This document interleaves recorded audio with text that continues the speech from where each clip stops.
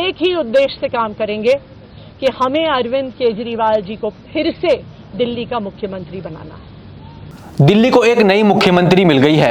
आतिशी दिल्ली की नई मुख्यमंत्री होंगी। हम आपको बता दें कि अरविंद केजरीवाल ने मंगलवार को आम आदमी पार्टी की विधायक दल की बैठक में उनके नाम का प्रस्ताव रखा, जिस पर विधायकों ने सहमति जताई। उसके बाद दिल्ली के परिवहन मंत्री गोपाल राय ने आतिशी के नाम का ऐलान कर दिया। तो वहीं सीएम चुने जाने के बाद आतिशी ने कहा, जब तक मैं सीएम हूं, मेरा एक ही मकसद है कि अरविंद केजरीवाल को दोबारा सीएम बनाना है। इसी के साथ मुख्यमंत्री पद से इस्तीफे का ऐलान करने के साथ ही केजरीवाल ने नवंबर में विधानसभा चुनाव कराने की मांग कर दी। उनका कहना है कि महाराष्ट्र के साथ ही दिल्ली में भी चुनाव नवंबर में ही कराए जाए। हम आपको बता दें कि दिल्ली में फरवरी में विधानसभा का कार्यकाल खत्म हो रहा है। ऐसे में जानते हैं क्या नवंबर में चुनाव कराना मुमकिन है? देखिए ये रिपोर्ट। 15 सितंबर को आम आदमी पार्टी के कार्यकर्ताओं को संबोधित करते हुए केजरीवाल ने कहा कि मैं मुख्यमंत्री की कुर्सी से इस्तीफा देने जा रहा हूं और मैं तब तक सीएम की कुर्सी पर नहीं बैठूंगा जब तक जनता अपना फैसला न सुना दे। इस्तीफा देने के साथ ही केजरीवाल ने दिल्ली में नवंबर में ही विधानसभा चुनाव कराने की भी मांग की। साथ ही उन्होंने कहा कि फरवरी में दिल्ली के चुनाव है। मैं ये मांग करता हूं कि दिल्ली के चुनाव नवंबर में महाराष्ट्र के साथ करवाए जाएं। हम आपको बता दें कि दिल्ली में फरवरी में विधानसभा का कार्यकाल खत्म हो रहा है। अब जानते हैं कि क्या नवंबर में विधानसभा चुनाव कराना मुमकिन है या फिर नहीं। इस प्रक्रिया को आसान भाषा में समझते हैं।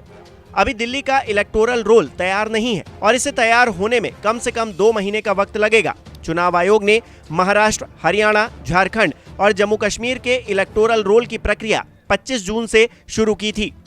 इलेक्टोरल रोल का फाइनल डेटा 20 अगस्त को पब्लिश किया गया था। इलेक्टोरल रोल तैयार होने के बाद ही हरियाणा और जम्मू कश्मीर में विधानसभा चुनाव की तारीखों का ऐलान किया गया था। सूत्रों के अनुसार देश भर में इलेक्टोरल रोल अपडेट करने की प्रक्रिया 20 अगस्त से शुरू हुई है। इसमें दिल्ली भी शामिल है। 19 से 28 अक्टूबर के बीच इंटीग्रेटेड ड्राफ्ट रोल तैयार किया जाएगा और इसे 29 अक्टूबर को पब्लिश किया जाएगा। इसके बाद 28 नवंबर तक दावे आपत्ति दर्ज की जाएंगी। 24 दिसंबर तक इन सभी दावे आपत्तियों का निपटारा करने के बाद 6 जनवरी 2025 तक फाइनल इलेक्टोरल रोल पब्लिश होगा। यानी कि इलेक्टोरल रोल तैयार करने में 3 महीने लगेंगे। आपको बता दें कि इलेक्टोरल रोल अपडेट करना इसलिए जरूरी होता है ताकि नए वोटर्स भी वोट डाल सकें। एक्सपर्ट्स का मानना है कि इसलिए चुनाव आयोग तय वक्त पर ही चुनाव करा सकता है। विधानसभा का कार्यकाल। इसी के साथ जनप्रतिनिधित्व कानून की धारा 15 के तहत किसी राज्य की विधानसभा का कार्यकाल खत्म होने से 6 महीने पहले तक चुनाव आयोग वहां चुनाव कराने का ऐलान कर सकता है। यानी कि चुनाव आयोग चाहे तो चुनाव की तारीखें घोषित कर सकता है, लेकिन इसमें दिक्कत यह है कि ये घोषणा तभी हो सकती है जब उस राज्य की विधानसभा भंग हो, और अभी दिल्ली की विधानसभा भंग नहीं हुई है।